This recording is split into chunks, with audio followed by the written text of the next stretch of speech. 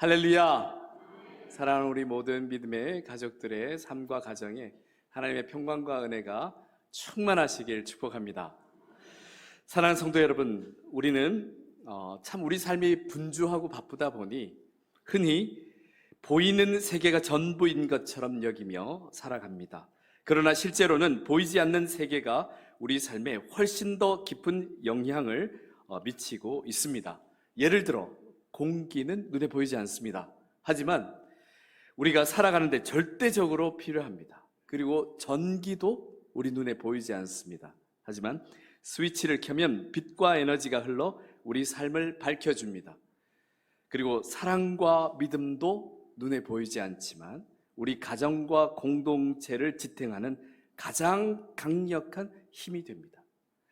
이처럼 눈에 보이지 않는다고 해서 존재하지 않는 것이 아닙니다. 또한 눈에 보이지 않는다고 해서 아무런 영향을 주지 못하는 것도 아닙니다. 오히려 보이지 않는 세계가 때로는 눈에 보이는 현실보다 더 큰 힘을 발휘하기도 합니다. 심리학에는 노시보 효과라는 현상이 있습니다. 이는 부정적인 생각이 실제로 몸에 해로운 결과를 낳게 되는 것을 말합니다. 우리가 잘 아는 플라시보 효과와 반대되는 현상인데요. 실제 실험에서 어떤 환자에게 부작용이 전혀 없는 가짜 약을 주면서 이 약을 먹으면 이런 부작용이 나타날 수 있습니다 라고 거짓으로 설명했습니다. 그런데 그 환자는 아무런 부작용이 없는 가짜 약을 먹었음에도 설명에서 들었던 그 부작용이 실제로 나타난 것입니다. 이것은 마음의 태도, 곧 보이지 않는 정신세계가 우리의 현실에 실제로 영향을 미칠 수 있다는 것을 보여주는 좋은 사례입니다. 때로는 눈에 보이는 상황 자체보다 이렇게 보이지 않는 세계가 현실을 더 크게 바꾸어 버리기도 합니다. 그렇다면 사랑하는 성도 여러분, 이러한 마음의 태도, 마음의 상태, 정신세계가 실제로 우리의 몸과 현실에 큰 영향을 줄 수 있다면 그보다 더 근본적인 영적인 세계는 우리 삶에 얼마나 더 큰 영향을 주고 있겠습니까? 인간은 영적인 존재입니다. 인간은 단지 육체적인 존재가 아니라 하나님께서 영을 불어넣으신 영적인 존재입니다. 즉 우리는 영적 세계를 알고 살아가야 합니다. 영적 세계는 단순한 상상이 아니라 영적 세계를 믿든지 믿지 않든지 이미 존재하고 있는 실제입니다. 다만 그 영적 세계는 오직 믿음을 통해서만 볼 수 있고 누릴 수 있습니다. 믿음은 영적 세계를 보는 창이며 문입니다. 믿음을 가진 자는 그 은혜를 보고 누릴 수 있지만 믿음이 없는 자는 보지도 못하여서 볼 수도 없어서 누리지도 못합니다. 그래서 히브리서 11장 1절은 이렇게 전하고 있습니다. 믿음은 바라는 것들의 실상이요 보이지 않는 것들의 증거라고 말입니다. 그렇습니다. 결국 우리가 이 영적 세계를 깨닫고 이 영적 세계를 위해 어떻게 준비해 가느냐에 따라서 같은 환경 속에서도 우리의 삶은 천국이 될 수도 있고 지옥이 될 수도 있습니다. 사랑하는 성도 여러분, 조심스럽게 여러분의 마음에 질문을 드립니다. 여러분은 지금 어디에서 살고 계십니까? 천국입니까? 지옥입니까? 이제 우리는 오늘 본문 말씀을 통해서 우리가 이 땅을 살아가면서도 천국을 살아갈 수 있는 방법, 즉 이 땅에서도 하늘을 품은 삶을 어떻게 살아갈 수 있는지를 함께 살펴보고자 합니다. 바로 이 질문과 맞닿아 오늘 본문에서 바리새인들은 예수님에게 이렇게 묻습니다. 하나님의 나라가 어느 때에 임하나이까? 그런데 그들은 눈에 보이는 정치적인 표징과 그리고 가시적인 종말의 증거에 집착하면서 그러한 것들을 찾고자 하였습니다. 그들의 관심은 언제, 어디서, 어떤 징조와 함께 하나님 나라가 나타나는가였습니다. 그들은 세상의 질서가 무너지고 정치적 변화가 일어나며 가시적인 징조가 드러나야 하나님의 나라가 온다고 생각했습니다. 다시 말해서 그들은 외적인 사건과 눈에 보이는 것들에 매여 있었습니다. 그러나 예수님의 대답은 그들이 기대했던 것과는 전혀 달랐습니다. 하나님의 나라는 볼 수 있게 임하는 것이 아니요 라고 말씀하신 것입니다.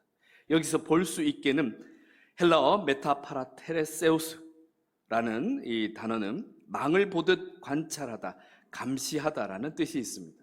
신약 성경 전체에서 오직 이곳에서만 사용되고 있는 표현이기도 한데요, 이 바리새인들이 예수님을 예의주시하며 엿볼 때 사용되었던 동사 파라테레오라는 이 동사와 같은 뿌리를 가지고 있습니다. 즉 예수님의 말씀, 볼 수 있게 임하는 것이 아니다라는 이 말씀은 징조를 계산하고 외적인 사건을 관찰한다고 해서 하나님 나라를 붙잡을 수 있는 것이 아니다라고 말씀하신 것입니다. 사랑하는 성도 여러분, 오늘 우리도 마찬가지입니다. 우리는 세상의 사건이나 뉴스를 보면서 이게 종말의 사건인가?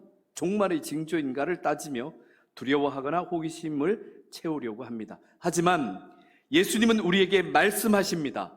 하나님의 나라는 그런 방식으로 오는 것이 아니라고 말입니다. 예수님은 바리새인들의 질문에 이렇게 선언하시며 답하셨습니다. 하나님의 나라는 엔토스 휘몬, 곧 너희 안에, 너희 가운데 있느니라. 여기서 엔토스 휘몬을 직역하면 너희 안에 혹은 너희 가운데라는 뜻입니다. 그런데 특별히 예수님께서 엔토스 휘몬이라고 말씀하셨을 때 여기서의 의미는 너희 가운데라는 뜻으로 말씀하신 것입니다. 많은 주석가들 역시 이 표현은 너희 마음속에가 아닌 너희 가운데라고 해석하고 있습니다. 왜냐하면 이 말씀은 본문 당시 예수님께서 바리새인들의 질문에 바리새인들에게 대답하신 말씀이기 때문입니다. 예수님을 믿지 않던 바리새인들의 그 마음속에 결코 하나님 나라가 임하여 있을 수 없기 때문에 너희 마음속에 하나님 나라가 임하였다는 뜻이 결코 아닙니다. 너희 가운데 임하였다라는 뜻이 됩니다. 영어 성경을 보면 그 표현이 더 정확하게 번역되어 있습니다. 킹 제임스 버전에서는 The kingdom of God is within you 라고 되어 있습니다. 여기서 within은 특정 범위나 거리 안에라는 의미로 쓰이고 있습니다. 그리고 좀 더 현대적인 번역인 NIV 버전에서는 표현이 더욱 분명합니다. The kingdom of God is in your midst. 이 midst는 중앙 또는 한가운데라는 의미입니다. 그리고 일반인들의 이해를 돕고자 풀이된 유진 피터슨의 메시지 성경에서도 God's kingdom is already among you 라고 되어 있습니다. 너희 가운데라는 의미를 정확히 전달하고 있습니다. 따라서 예수님께서 엔토스 휘몬이라는 말씀을 하신 것은 바리새인들의 마음속에 하나님 나라가 임하였다는 뜻이 아니라 그들의 눈앞에, 지금 당장 그들이 보고 있는 그들의 눈앞에, 그들 가운데 서 계신 예수님의 임재 자체가, 예수님이 거기에 계신 그 자체가 하나님 나라의 시작임을 선포하신 것입니다. 사랑하는 성도 여러분, 예수님의 이 선포는 참으로 중요한 말씀입니다. 하나님 나라가 눈에 보이는 어떤 장소를 말하는 것이 아니라 하나님 나라는 왕이신 하나님의 통치가 이루어지는 모든 시간, 모든 장소를 의미하는 것입니다. 즉, 통치하시는 왕이 계신 곳, 그 공간과 시간이 곧 하나님 나라인 것입니다. 그러므로 하나님 나라의 핵심은 왕의 임재, 왕이 계신 것, 그것이 하나님 나라에 있어서 매우 중요한 핵심 포인트입니다. 온 우주를 통치하시는 왕으로 이 땅에 오신 분이 누구이십니까? 바로 하나님의 독생자 예수 그리스도이십니다. 예수님께서 공생애를 시작하시며 선포하신 첫 말씀을 기억하십니까? 때가 찼고 하나님의 나라가 가까이 왔으니 회개하고 복음을 믿으라 하셨습니다. 예수는 단순히 미래의 먼 나라를 말씀하신 것이 아니라 예수님께서 이 땅에 오심으로 이미 하나님 나라가 시작되었음을 선포하신 것입니다. 그리고 누가복음 11장 20절에서도 그러나 내가 만일 하나님의 손을 힘입어 귀신을 쫓아내는 것이면 하나님의 나라가 이미 너희에게 임하였느니라고 말씀하셨습니다.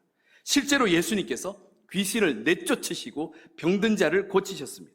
이러한 사건들은 단순한 기적 이야기가 아니라 하나님의 나라가 인류 역사 가운데 실제로 임하고 있음을 보여주는 증거였습니다. 즉 예수님의 사역 전체가, 그 자체가 바로 하나님 나라의 현현이었던 것입니다. 그리고 마침내 예수님께서 십자가와 부활을 통해 죄와 사망의 권세를 완전히 무너뜨리셨습니다.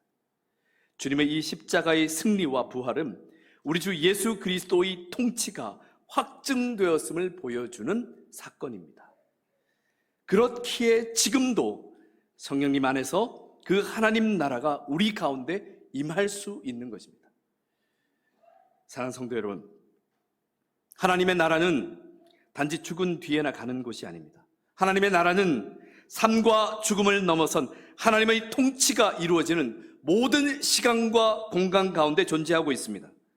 하나님의 나라에서 중요한 것은 진정한 통치자이신 왕이신 예수 그리스도의 임재입니다. 예수 그리스도께서 함께 하시는 것입니다.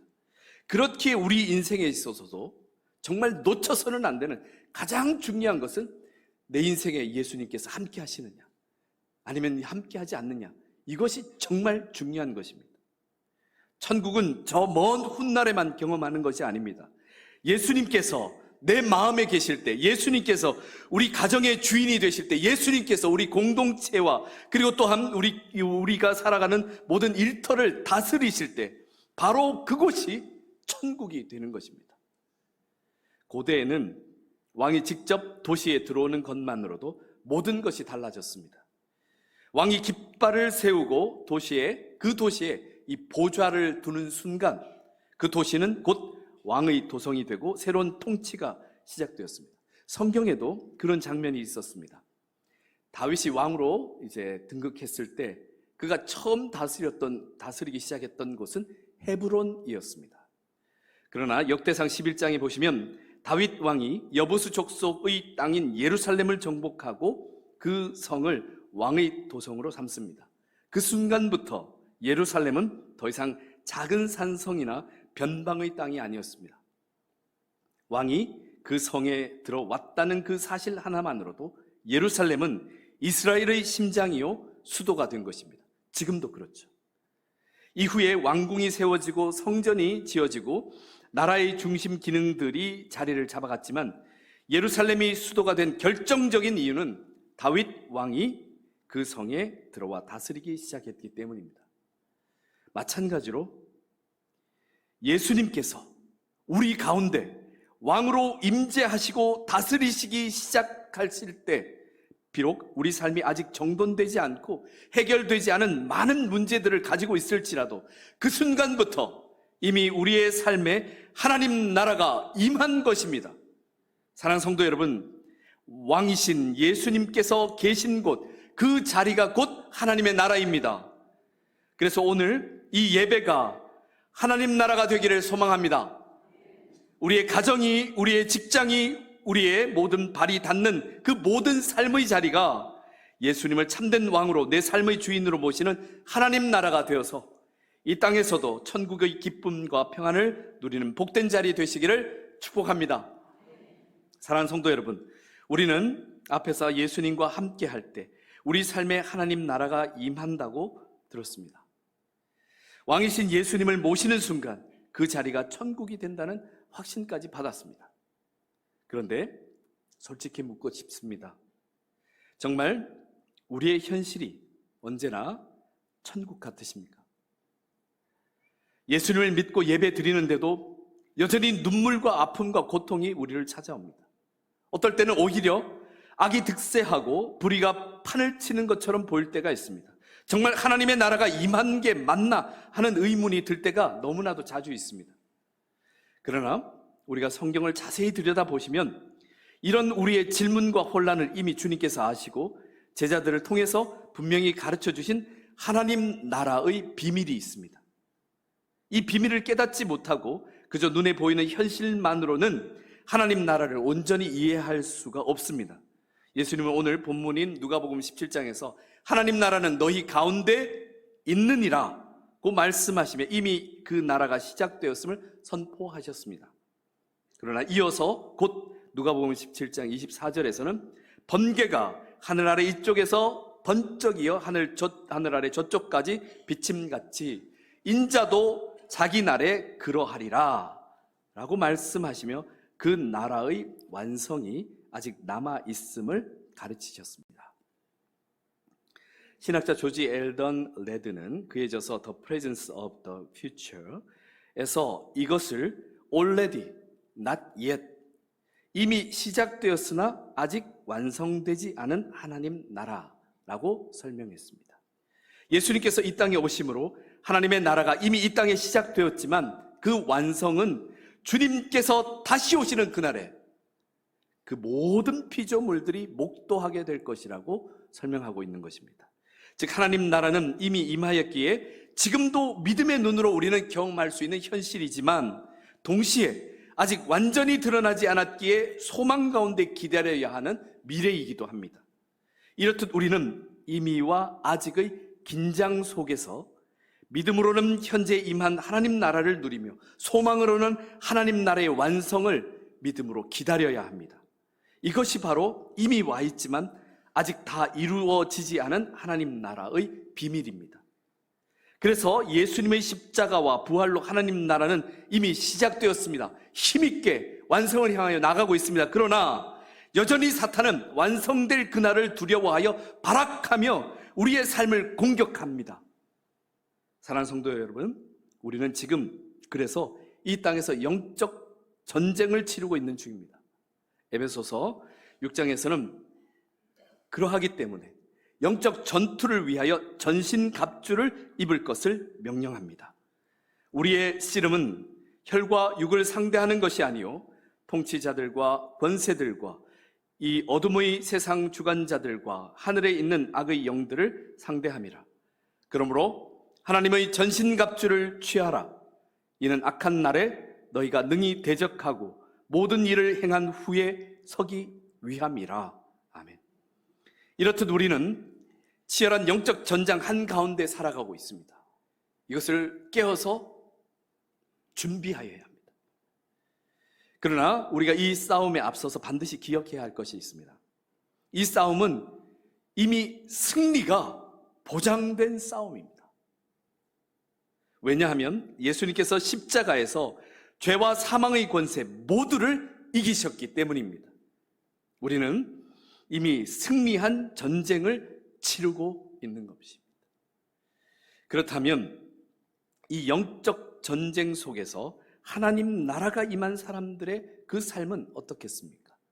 사도행전 16장을 보시면 바울과 실라가 복음을 열심히 전하다가 억울하게 아무런 이유 없이 그저 예수님을 전한다는 이유로 매맞고 감옥에 갇히게 됩니다. 그 상황은 현실적으로 너무나 억울해서 분노할 수도 있고 낙심도 되는 절망적인 상황이었습니다. 그러나 그들은 한밤중에 예수님의 이름으로 기도하며 찬송했습니다.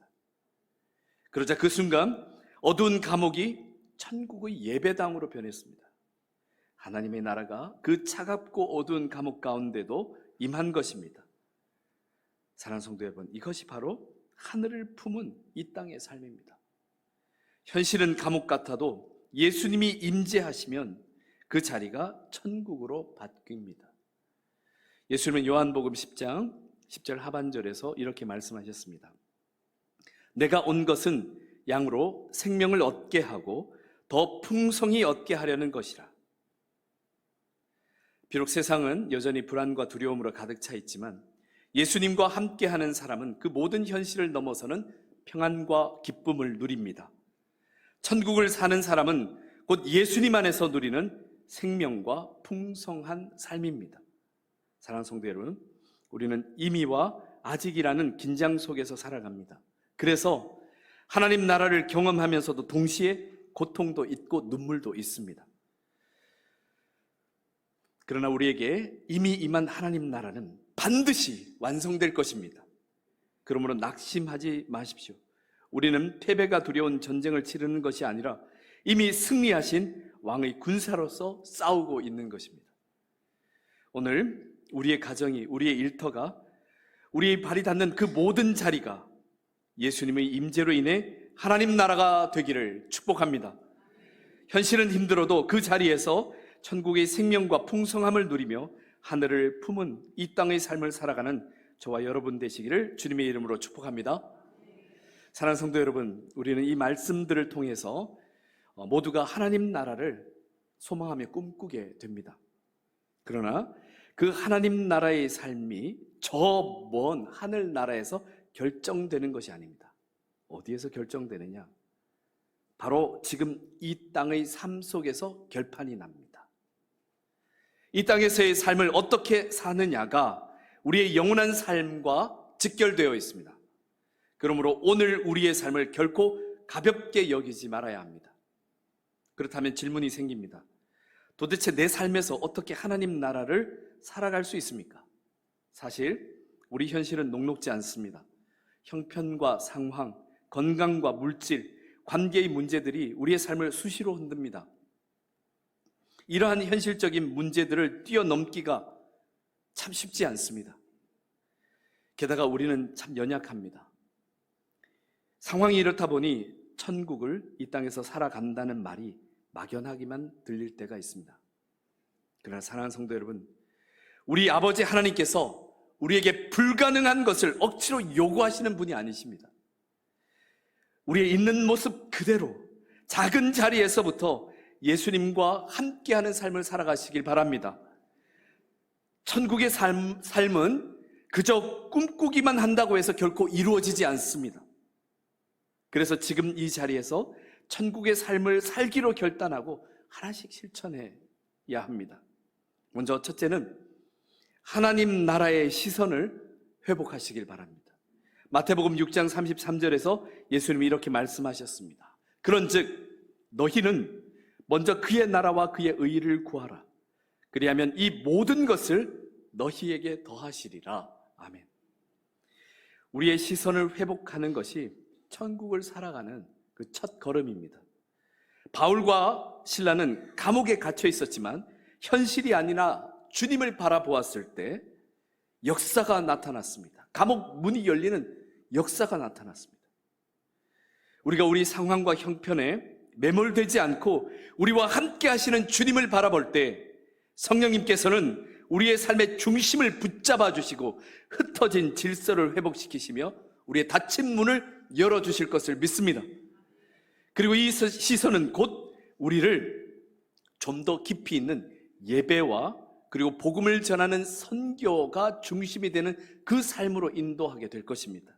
예배 속에서 주님의 임재를 더욱 경험하며 선교와 전도의 현장에서 주님의 마음을 나눌 때 우리의 삶은 더 이상 흔들리지 않고 하나님 나라의 질서 속에서 바로 세워지게 될 것입니다. 그리고 두 번째는 하나님 나라의 습관을 가지시길 바랍니다. 천국은 거창한 행동이 아니라 작은 습관에서부터 시작됩니다. 어떻게 한번 점검해 봅시다. 다 잊어버리셨는지. 우리 홍광교회에 5가지 신앙 실천 사항이 있는데요. 뭡니까? 답이 바로 떴네요. 네, 같이 한번 해보겠습니다. 첫째, 매일 말씀 보기. 둘째, 매일 기도하기. 셋째, 매일 찬양하기. 넷째, 매일 선행하기. 다섯째, 매일 결단하기입니다. 우리의 내면을 바꾸고, 이 5가지가 단순하지만 우리의 내면을 바꾸고 우리의 삶의 자리를 하나님 나라로 만드는 강력한 힘이 될 것입니다. 말씀을 펴는 순간 마음이 새로워지고 기도하는 자리에서 하늘의 힘을 얻습니다. 작은 찬양 한 곡이라도 우리의 입술의 고백처럼 고백하게 될 때 무너진 마음을 세우고 작은 선행 하나가 우리 가정과 공동체를 천국으로 만들며 이를 주님 주신 힘으로 감당할 것을 매일 결단하게 될 때 실제로 우리 삶에 하나님의 놀라운 역사가, 하나님의 나라가 이루어지게 될 것을 믿습니다. 이렇게 하나님 나라의 습관이 자리 잡을 때 우리의 말과 태도가 우선 변하게 됩니다. 말에도 국가가 있고 소속이 있습니다. 나라가 있고 소속이 있습니다. 미움과 비난, 원망과 거짓, 불평과 저주는 하나님이 결코 기뻐하지 않는 언어들로서 천국에 있을 수 없는 지옥의 언어입니다. 그러나 감사와 용서, 화해와 위로, 축복은 하나님께서 기뻐하시는 언어로서 천국의 언어입니다. 오늘 우리의 입술에서 어떤 말이 나오느냐에 따라 지금 우리에게 어떤 습관이 자리하고 있으며 또한 우리가 지금 어디를 살고 있는가를 알게 합니다. 바울은 빌립보서 3장 20절에서 이렇게 고백합니다. 그러나 우리의 시민권은 하늘에 있는지라 거기로부터 구원하는 자 곧 주 예수 그리스도를 기다리노라 라고 고백하고 있습니다. 사랑하는 성도 여러분, 우리는 하늘 시민권자입니다. 땅의 가치와 논리가 아니라 하늘의 법과 사랑을 따라 살아가야 합니다. 즉 우리의 말과 태도, 작은 선택 하나하나가 곧 하나님 나라를 드러내는 증거가 됩니다. 오늘 우리가 감사와 용서, 화해와 사랑을 선택할 때 우리의 가정과 교회 그리고 이 땅의 삶의 자리가 천국으로 변하게 될 것을 믿습니다. 그런데 하나님 나라의 습관을 가져야 한다고 해서 5가지를 다 못 외운다고 해서 천국을 이루지 못하는 것은 아닙니다. 신앙생활을 너무 어렵고 복잡하게 생각하지 않으셨으면 합니다. 우리의 힘으로 하나님 나라를 만들려는 것이 아닙니다. 오직 은혜로, 오직 믿음으로 하나님 나라는 임하는 것입니다. 그래서 여러 가지 복잡하시거든 예수 그리스도의 이름, 그 이름을 기억하시길 바랍니다. 성경은 확실하게 우리에게 전하고 있습니다. 누구든지 주의 이름을 부르는 자는 구원을 받으리라. 아멘. 예수 그리스도 그 이름에 능력이 있습니다. 예수님의 이름을 부르는 자에게는 이미 하나님 나라가 임한 줄 믿습니다. 저는 개인적으로 제 아버지가 남기신 당부를 잊을 수가 없습니다. 아니, 쉽게 잊혀지지가 않습니다. 왜냐하면 너무나 간단하면서 너무나 분명했기 때문입니다. 아버지께서는 살아계실 때 늘 제게 만날 때든 전화로 통화할 때든 이렇게 말씀하십니다. 예수 잘 믿어라 라는 말씀을 하셨습니다. 나중에 아들이 목사가 된 후에도 역시 똑같이 예수 잘 믿어라. 목사인데 예수 잘 믿으라고 전하는 목사인데 예수 잘 믿으라고 말씀하셨습니다. 그리고 마지막 돌아가실 때 유언도 동일하게 예수 잘 믿으라는 말씀이셨습니다. 아버지는 제게 목회도 인생도 복잡하게 가르쳐주지 않으셨습니다. 단순했습니다. 예수 잘 믿어라 말씀이었습니다. 아버지께서 남기신 유품 중에 제게 가장 소중한 것이 아버지의 성경책입니다. 그 성경책은 지금은 너무 너덜너덜해서 헤어졌지만 그 어떤 책보다 제게는 가장 값진 책입니다. 아버지의 그 성경책 속에는 메모들이 꽂혀 있는데요, 이 달력을 다 오려서 뒷면 백지에 이렇게 묵상 메모들을 쭉 적은 메모들이 여러 장 꽂혀 있습니다. 그 메모 중에는 목회자인 아들을 위해 남기신 말씀과 또 구절들, 그리고 또 그 속에는 아버지 당신의 장례 예배는 어떻게 집례되었으면 좋겠다는 말씀, 구절, 찬송가, 누가 집례했으면 좋겠다, 설교는 제가 되어 있더라고요. 아들이 하도록 그렇게 적어져 있는, 직접 적어 놓은 메모도 들어 있었습니다. 근데 그 모든 기록들의 핵심은 오직 하나였습니다. 예수 그리스도, 오직 예수 그리스도였습니다. 사랑하는 성도 여러분, 우리가 이 땅에서 하나님 나라를 살아가는 가장 확실한 방법은 오직 예수 그리스도뿐입니다. 우리의 눈과 마음, 삶의 중심을 언제나 예수 그리스도께 고정할 때 우리의 하루하루가 곧 천국이 되고 우리 인생이 하나님 나라로 완성되어 갈 줄 믿습니다. 사랑하는 성도 여러분, 오늘 말씀을 통해 언제입니까? 라는 바리새인의 그 질문에 예수님은 누가 임하셨는가? 라는 본질적인 것으로 답해 주셨습니다. 하나님 나라는 멀리 있는 것, 언젠가 이루어지는 나라가 아닙니다. 예수님은 말씀하셨습니다. 하나님 나라는 너희 가운데 있느니라. 아멘. 곧 예수님께서 임재하시는 곳, 함께 계신 그 자리가 바로 천국인 것입니다. 그러므로 우리는 종말의 징조를 따지고 이 땅에 매여 사는 사람이 아니라 이미 우리에게 왕으로 임하신 예수 그리스도와 함께 지금 이곳에서 천국을 살아가는 진정한 그리스도인이어야 합니다. 사랑하는 성도 여러분, 예수님과 함께하는 삶 자체가 천국입니다. 물론 우리는 이 땅에서 하나님 나라의 임의와 아직의 그 긴장 속에서 여전히 눈물과 아픔을 겪으며 영적 전쟁을 치러야만 합니다. 그러나 잊지 말아야 할 것은 우리는 이미 승리한 전쟁을 치르고 있는 것입니다. 그러므로 어떤 상황 속에서도 주님 주시는 기쁨과 평안이 우리를 붙드시며 그 모든 어려움을 능히 이기게 하실 것을 믿습니다. 그러므로 오늘 우리 결단해야 합니다. 우리 함께 결단합시다. 주님, 제가 오늘도 이 땅에서 천국을 살겠습니다. 예수님 안에 거하며 하늘 시민권자로 살아가겠습니다. 우리 함께 입술을 열어 고백함으로 함께 결단합시다. 주님, 제가 오늘도 이 땅에서 천국을 살겠습니다. 예수님 안에 거하며 하늘 시민권자로 살아가겠습니다. 아멘.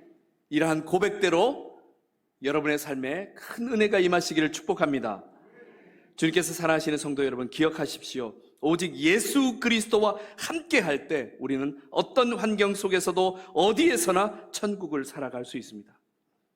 이 믿음을 붙든 우리 한국교회 선조, 선배, 이 성도들의 고백이 있습니다.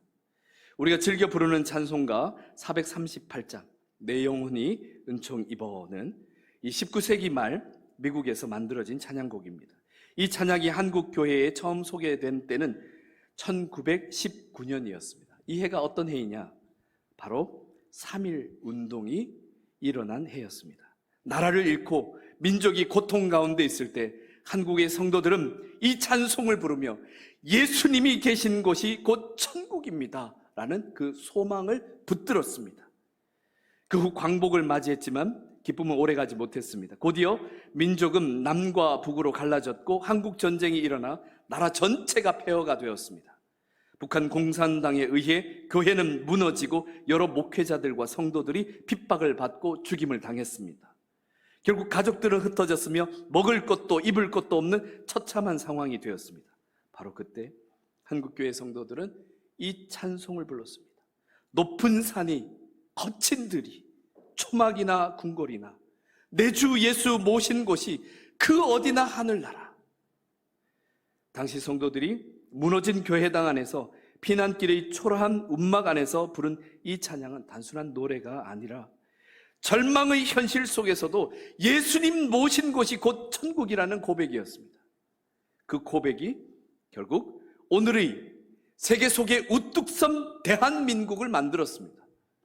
사랑하는 성도 여러분, 이제 이 찬양의 고백이 우리의 고백이 되었으면 합니다. 그 고백이 진실로 고백되면 얼마나 좋겠습니까? 우리 찬송가 438장 1절, 3절 이렇게 함께 찬양해 봅시다.